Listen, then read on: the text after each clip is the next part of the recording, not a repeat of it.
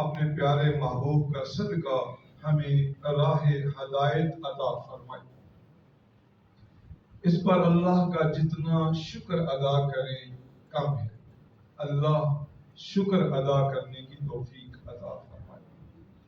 حضرات گرامی، اللہ رب العزت نے ارشاد فرمایا لقد کان لکم فی رسول اللہ اسوۃ حسنہ، البتہ تحقیق ضرور تمہارے لیے اللہ کے رسول کی زندگی میں مکمل نمونہ موجود ہے۔ گویا زندگی گزارنے کا ڈھب اور ڈھنگ اگر سیکھنا چاہتے ہو تو پھر سیرت مصطفیٰ کا مطالعہ کرو، سیرت مصطفیٰ میں اپنے آپ کو ڈھال لو تو سمجھ لینا تمہیں زندگی گزارنے کا طریقہ اور سلیقہ آ گیا۔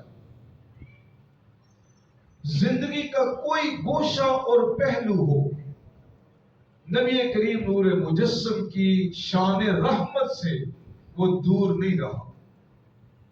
آپ کی رہنمائی ہر زندگی کے شعبہ کے اندر موجود ہے، جبکہ سابقہ شریعتوں میں ہم تک جو بات پہنچی وہ اس طرح کامل نظر نہیں آتی جس طرح یہ دین کامل اور مکمل نظر آتا ہے۔ سابقہ شریعتوں میں حضرت ایوب علیہ السلام کی شریعت کو دیکھیں تو وہاں پر صبر کا غلبہ ہے۔ دکھ، مصیبت، پریشانی، بیماری کوئی بھی انسان پر غالب آ جائے تو اس میں صبر کے دامن کو نہ چھوڑے۔ حضرت یعقوب علیہ السلام کی شریعت کو جب دیکھتے ہیں تو وہاں پر آنسوؤں کا سیلاب ہے۔ اپنے بیٹے کی جدائی میں گریہ وزاری ہے تو گویا اپنوں سے دور ہونے کے رنج میں آنسو بہانا یہ حضرت یعقوب علیہ السلام کی شریعت میں میسر آتا ہے۔ بلا تمثیل جب بارگاہ نبوی میں حاضر ہوتے ہیں، سرکار دو عالم کی بارگاہ میں آتے ہیں تو یہاں پر زندگی کا کوئی بھی پہلو ہو، زندگی کا کوئی بھی فرق الٹ کر دیکھیں، اس میں غلاموں کے لیے رہنمائی موجود ہے۔ بحیثیت باپ اولاد کے ساتھ، کمانڈر اور لیڈر ہونے کے ناطے اپنے سپاہیوں کے ساتھ، حاکم وقت ہونے کے اعتبار سے اپنی رعایا کے ساتھ، انسان ہونے کے ناطے پڑوسیوں کے ساتھ، اپنے بیوی بچوں کے ساتھ، رشتہ داروں کے ساتھ، کسی بھی پہلو کو دیکھیں تو پیارے آقا کی رہنمائی اس میں موجود ہے کہ ہمیں کس طرح ہونا چاہیے۔ تو جب ہر اعتبار سے آپ کامل ہیں، ہر لحاظ سے مکمل ہیں، اللہ نے کوئی کمی چھوڑی نہیں، اس کے باوجود صحابہ کے درمیان نماز کی حالت میں جب سرکار یہ دعا کرتے ہوں گے تو پھر دیکھیے صحابہ کرام کی طرف کیا ہوگی، ان کا سیکھنے کا جذبہ کیا ہوگا کہ رب کی بارگاہ میں دعا کی، اللہم اہدنی لأحسن الاخلاق لا یہدی لأحسنها الا انت واصرف عنی سیئاتها لا یصرف عنی سیئاتها الا انت، او کما قال النبی صلی اللہ علیہ وسلم۔ حالت نماز میں اب کے رب کی بارگاہ میں جب یہ دعا اور التجا سرکار کر رہے ہیں، اے اللہ مجھے حسن اخلاق سکھا دے، اے اللہ تیرے سوا کوئی حسن اخلاق سکھا نہیں سکتا۔ اے اللہ مجھ سے برے اخلاق کو دور کر دے، وَاصْرِفْ عَنِّي سَيِّئَاتِهَا، اخلاق سیئہ کو مجھ سے دور کر دے۔ اے اللہ تیرے سوا کون ہے جو اخلاق سیئہ کو دور کر دے؟ اب جو اخلاق کریمہ کی عالی منزل پر ہوں، جن کے اخلاقیات کے مسلم اور غیر مسلم دونوں گرویدہ ہوں، زبانیں جن کے اخلاق کی گواہی دیتی ہوں، یہاں تک کہ خود خالق کائنات اعلان فرمائے وَإِنَّكَ لَعَلَىٰ خُلُقٍ عَظِيمٍ، اے میرے محبوب آپ تو اخلاق عظیمہ کے شاہ سوار ہیں، آپ کے اخلاق بہت عظیم ہیں، آپ کے اخلاق بہت بلند ہیں۔ تو جن کے اخلاق کی بلندی کو، عظمت کو، تقدس کو خود ان کا اللہ بیان کرے اور ان کی شان اور مدح میں یہ آیت لائے، جب وہ رب کی بارگاہ میں عاجزی کے ساتھ، انکساری کے ساتھ، سوز و گداز کے ساتھ اللہ کی بارگاہ میں جھک کر رب سے مانگے گے نا، اے اللہ مجھے حسن اخلاق عطا فرما، تو بتائیے تو صحیح وہ صحابہ جنہوں نے حضور کے اخلاق کو دیکھا ہے، ان کے دلوں پر کتنا گہرا اور اچھا اثر ہوا ہوگا، اور پھر انہیں اپنے اخلاق کو درست کرنے کے لیے کتنی آسانی میسر آئی۔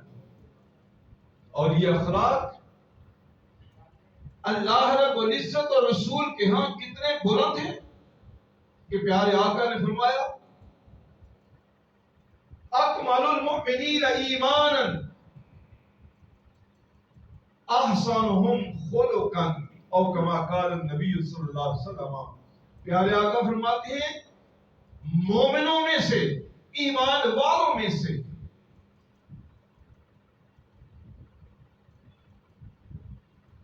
مومنوں میں سے کامل ایمان اس آدمی کا ہے جس کے اخلاق باقی ایمان والوں سے اعلیٰ ہے، جس کے اخلاق باقیوں سے اعلیٰ ہے۔ اور آپ سمجھتے ہیں کہ ایمان ایک متاع گراں ہے، ایک قیمتی ساز و سامان ہے، ایمان بہت بڑی دولت ہے۔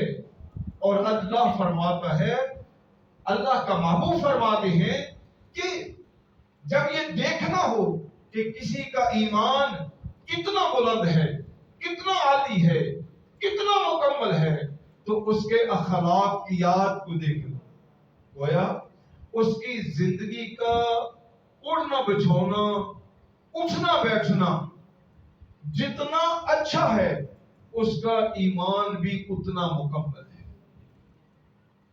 حتیٰ کہ ایمان کی مکمل ہونے کے بعد ہر شخص کو یہ بات پسند ہوتی ہے کہ میرا کردار ایسا ہو کہ جسے اپنے اور بیگانے نگاہ حسن سے دیکھیں، اچھا سمجھیں، اس کی تعریف کریں۔ یوں سمجھیے وہ چاہتا ہے کہ ایمان لانے کے بعد جب میں نماز ادا کروں، روزہ رکھوں، حج و زکات ادا کروں، تو اللہ رب العزت کے ہاں وہ قبول ہو جائے، اسے شرف قبولیت مل جائے۔ تو گویا ایمان والے شخص کو یہ فکر ہوتی ہے کہ اس کا تعلق ایسے لوگوں میں شمار ہو جائے جو نمازی ہیں، جو روزہ دار ہیں، جو حاجی ہیں، جو لوگوں کے لیے سکھ کا باعث بنتے ہیں۔ تو ایسے شخص میں شمار ہونا کہ وہ نیک ہے، اللہ کے ہاں وہ نیکی کے مقام کو پہنچ جائے، یہ ہر ایمان والے کی خواہش ہے۔ تو پیارے آقا صلی اللہ علیہ وسلم یہاں فرماتے ہیں ان الرجل لا یدرک بحسن خلقہ درجۃ قائم اللیل وصائم النہار، او کما قال النبی صلی اللہ علیہ وسلم، رواہ ابو داود۔ ابو داود شریف میں حضرت امام ابو داؤد اس حدیث کو لائے ہیں کہ پیارے آقا صلی اللہ علیہ وسلم نے فرمایا کہ ہر شخص یہ چاہتا ہے کہ اللہ کی لسٹ میں جب اس کا شمار ہو تو نیکوں میں ہو، اچھے لوگوں میں ہو، پرہیزگاروں میں ہو۔ تو سنیے، کوئی شخص جو حسن اخلاق والا ہے، جس کی زندگی دوسروں کے لیے سکھ کا باعث ہے، دکھ سے دور ہے، لوگوں کے لیے راحت اور آسانی کا باعث بنتا ہے، پریشانی اور مصیبت کا باعث نہیں بنتا، تو فرمایا میرے محبوب نے وہ اپنے حسن اخلاق سے، اپنی بے ضرر زندگی سے، لوگوں کے دل توڑنے سے بچ کر جو آدمی زندگی بسر کر رہا ہے تو وہ اپنے اس حسن خلق سے یہ مقام حاصل کرتا ہے، گویا اس نے ساری زندگی کیسے گزاری ہے کہ راتوں کو قیام کیا اور دل کو روزہ رکھا۔ اب آپ اندازہ کیجئے کہ بندہ جس کی پوری لائف جو ہی وہ بالغ ہو، شریعت کا مکلف ہو، اس وقت سے لے کر مرنے تک اس طرح گزرے کہ اس کی زندگی کا ہر دن روزہ ہو اور ساری رات مصلے پر کھڑا ہو، تو وہ کتنا عالی شان زندگی بسر کرنے والا ہے۔ تو پیارے آقا نے فرمایا حسن اخلاق والا شخص یہ مقام اور مرتبہ اللہ کے ہاں حاصل کر دیتا۔ جب یہ ایمان والا نیکی کی طرف آ جاتا ہے، اپنے آپ کو شریعت مصطفیٰ کے سپرد کر دیتا ہے، اپنی زندگی شریعت کے مطابق ڈھال لیتا ہے، تو اب کیا ہوتا ہے، اس کا جی چاہتا ہے کہ کاش میرا بھی شمار اللہ کے برگزیدہ بندوں میں ہو جائے، اللہ کے پیارے بندوں میں ہو جائے، اللہ کے پسندیدہ بندوں میں ہو جائے، اللہ کے محبوب بندوں میں ہو جائے۔ یہ چاہت، یہ خواہش اس کی جائز ہے، صحیح ہو، درست ہے کہ واقعتاً جو بندہ زندگی اللہ اور اس کے رسول کے حکموں کے مطابق گزارے تو اس کا پھر یہ جی چاہتا ہے کہ اللہ بھی اس کو پسند کرے، اللہ کا رسول بھی پسند فرمائے۔ اب میرے پیارے آقا یہاں پر کیا فرماتے ہیں؟ احب اللہ عباد اللہ الى اللہ احاسنہم اخلاقا او کما قال النبی صلی اللہ علیہ وسلم، رواہ طبرانی۔ امام طبرانی اس حدیث کو لائے کہ رسول کریم صلی اللہ علیہ وسلم فرمایا اللہ کا محبوب بندہ، اللہ کے بندوں میں سے جو اللہ کی طرف محبوب ہوتا ہے، پیارے آقا نے فرمایا جو ان میں سے اخلاق میں اچھا ہوگا وہ اللہ کا محبوب بندہ۔ اب آپ اندازہ کیجئے کہ حسن اخلاق سے بندہ اللہ کا محبوب بھی بنتا ہے، دن اور رات عبادت گزاروں کی صف میں شامل بھی ہوتا ہے، یہاں تک کہ کل قیامت کو جب یہ بندہ اس دنیا سے رخصت ہو کر جانے والا ہے، ہر ایک کی خواہش ہے کہ میں جب مدینے والے محبوب کے سامنے جاؤں تو پھر میری نگاہیں شرمساری سے جھک نہ جائیں، بلکہ محبت سے میری نگاہیں چہرہ والدعا کی زیارت کریں۔ یہ بندہ چاہتا ہے کہ چلو زندگی میں تو میں بعد میں پیدا ہوا، خواب میں زیارت نہ ہو سکی، لیکن جب قبر میں اتروں پھر رسول کریم تشریف لائیں، آپ کی زیارت کروائی جائے، تو پھر میں ان خوش نصیبوں میں شامل ہو جاؤں، ادھر چہرہ والدعا پہ نگاہ پڑے، ادھر میں آپ کو پہچانوں۔ حشر کے دن میرے محبوب رسول کہیں کہ اسے میرے قریب کرو، یہ میرا غلام ہے۔ تو اللہ کے محبوب فرماتے ہیں کیا میں تمہیں اس بات پر آگاہ نہ کروں؟ ان اقربکم الی فی الآخرۃ مجالس احاسنکم اخلاقا۔ اے میرے غلاموں سنو، کیا میں تمہیں اس بات پر آگاہ نہ کروں؟ کل قیامت والے دن کون سا شخص ہوگا جو باقیوں کی نسبت، غلام تو باقی بھی ہوں گے، لیکن اسے میرا قرب نصیب ہوگا، میری مجلس میں اسے میرے قریب بیٹھنے کا موقع ملے. جیسے مسجد تو ساری ہے، ایک بندہ اسے پہلی صف میں جگہ ملی ہے، ایک بندہ اسے آخری صف میں جگہ ملی ہے. اور بعض کا یوں ہوتا ہے کہ بندہ آیا تو آخر میں، لیکن بندہ باہر سے آواز دیتا ہے کہ جناب شیخ صفدر صاحب آ گئے ہیں، تو جواب آتا ہے بھائی انہیں آگے دیں. اعجاز شاہ صاحب آ گئے ہیں، بھائی انہیں آگے دے آئیں. حاجی امین صاحب آ گئے ہیں، بھائی انہیں آگے لے کر آئیں. تو کیا ہوتا ہے کہ مجمع اور مجلس موجود ہے، اس کے باوجود جنہیں قرب کا قریب آنے کا موقع دیا جا رہا ہے انہیں آنر دی جا رہی ہے، انہیں عزت دی جا رہی ہے، اکرام دیا جا رہا ہے. تو یہ عزت و اکرام پیارے آقا فرماتے ہیں کل قیامت کو اس کے حصے میں آئے گی جسے جتنا زیادہ میرا قرب نصیب ہوگا. اور فرمایا جو حسن اخلاق کا مالک ہوگا یاد رکھیے وہ قیامت کو سب سے زیادہ میرے قریب. اب یہاں پر سوال پیدا ہوتا ہے کہ حسن اخلاق کیا ہے؟ حسن اخلاقیات ہیں کیا؟ ایک دو باتیں عرض کرتا ہوں. جیسے اس کی بنیاد میں پیارے آقا من لا تحتقر من المعروف شیئا ولو ان تلقى اخاك بوجه طلق او كما قال النبي صلی اللہ علیہ وسلم رواہ مشکات. سرکار دو عالم فرماتے ہیں کہ اے میرے غلاموں چھوٹی سی چھوٹی نیکی جو دکھنے میں معمولی ہو اس چھوٹی نیکی کو بھی حقیر نہ سمجھو. چھوٹا ہونا اور ہے، حقیر ہونا اور چیز ہے. تو اسے حقارت سے نہ دیکھو، چھوٹی سی چھوٹی نیکی کو بھی حقارت سے نہ دیکھو، اگرچہ وہ اتنی سی نیکی ہو کہ تم اپنے کسی مسلمان بھائی کے آنے پر خوشی کا اظہار کرتے خندہ پیشانی سے ملتے ہو. جب وہ آپ سے ملتا ہے اس کے دل کو یہ قرار اور سکون ملے کہ بھائی میں جسے مل رہا ہوں وہ میرے آنے کی وجہ سے بے چین نہیں ہوا، مضطرب نہیں ہوا، پریشان نہیں ہوا، اس کے دل میں گھٹن نہیں، چہرے پر شکنیں نہیں پڑی، منہ بسوڑنے نہیں لگ گیا ہے، بلکہ چہرہ اس طرح خوشی سے تمتما رہا ہے جیسے پتہ نہیں کتنے دنوں سے میرا یہ انتظار کر رہا ہوں. یہ ظاہری طور پر نہ کچھ دیا نہ کچھ لیا، کوئی بھی اگلے کو حاصل نہیں ہوا، لیکن اس دل کو جو قرار اور سکون میسر آیا آپ کے رویے سے. پیارے آقا نے فرمایا رویہ اتنا کمال کا ہے کہ اس رویے کو بھی تم معمولی نہ سمجھو، ہو سکتا ہے کل کو بخشش کا باعث بن جائے. جیسے آپ نے سب دیکھا بخاری شریف کی حدیث ہے کہ ایک فاحشہ عورت کو ایک کتے پہ ترس آیا.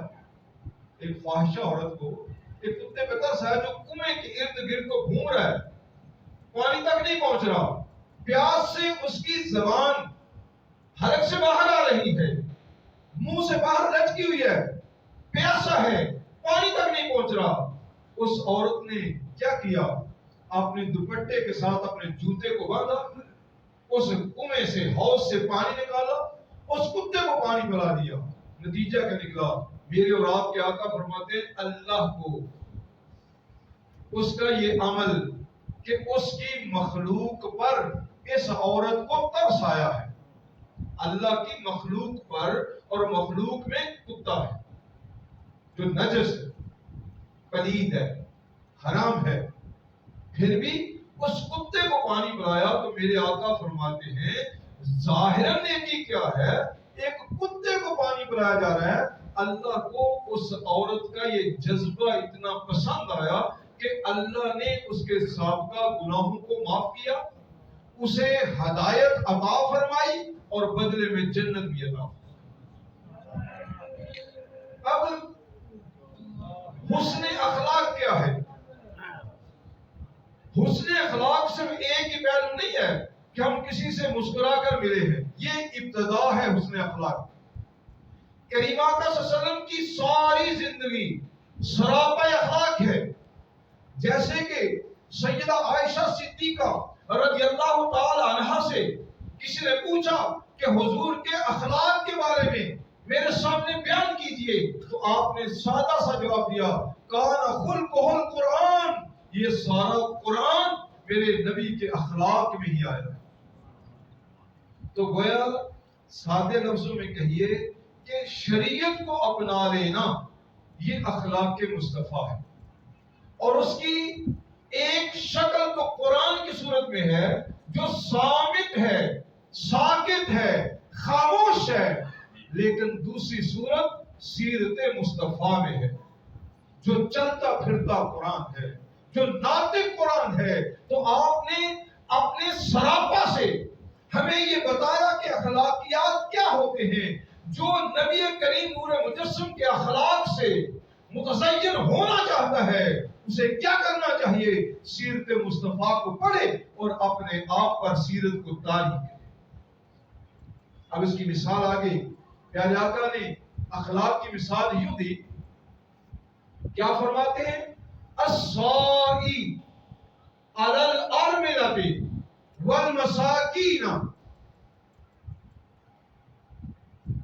وہ شخص جو بیوگان کے لیے، بیوہ عورتوں کے لیے آسانی کا باعث ان کے سروں پر شفقت کا ہاتھ رکھے، والمساکین اور مسکین لوگوں پر، کل مجاہد فی سبیل اللہ، وہ اس طرح ہے جیسے اس نے ساری زندگی اپنے گھر کا منہ نہیں دیکھا بلکہ زندگی جہاد میں گزاری، کل مجاہد فی سبیل اللہ، کالذی یصوم النہار ویقوم اللیل، اور کما قال النبی صلی اللہ علیہ وسلم، بلکہ یوں سمجھیے یہ اس شخص کی طرح ہے جس نے ساری زندگی روزہ رکھا اور راتوں کو اللہ کی بارگاہ میں قیام کیا۔ تو گیا یہاں پر حسن اخلاق کی ایک مثال بیان فرمائی کہ بیوگان کے ساتھ، بیواؤں کے ساتھ اور مسکینوں کے ساتھ حسن سلوک کرنے والا یہ اخلاقیات والا ہے، حسن خلق والا ہے، خوش اخلاق ہے وہ شخص، اس کے اخلاقیات خوش ہیں جس سے بیواؤں کو فائدہ پہنچے اور مسکینوں کو فائدہ پہنچے۔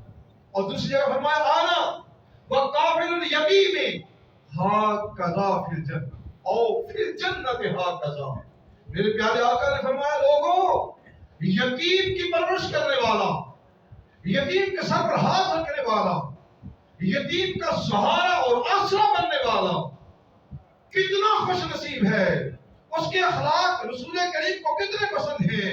فرمایا کل قیامت کو اتنا میرے قریب ہوگا جس طرح یہ دو انگلیاں آپس میں قریب ہیں۔